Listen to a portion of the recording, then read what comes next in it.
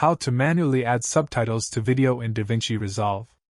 To begin, I added an audio to my timeline and I want to manually add subtitles to it. Right-click on the empty space above your video tracks and select Add Subtitle Track. Press the space button to play the audio. Once upon a time, there was a girl named Mia. Now right-click and click on Add Subtitle.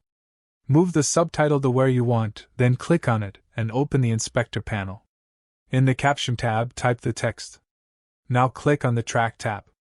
Change the font family, size, and other properties based on your needs.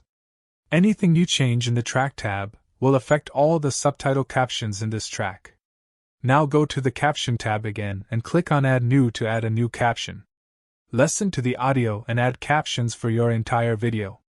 Once you added all the captions, it's time to export the subtitle. Go to Deliver page. Scroll down under Subtitle Settings. Make sure Export Subtitle is checked. Set the format to as a separate file and set it to SRT format. And select the subtitle tracks you want. Then click on Add to Render Queue and render the video.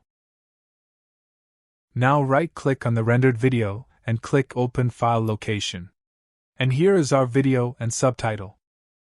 Anyway guys, thanks for watching and I hope you found this useful.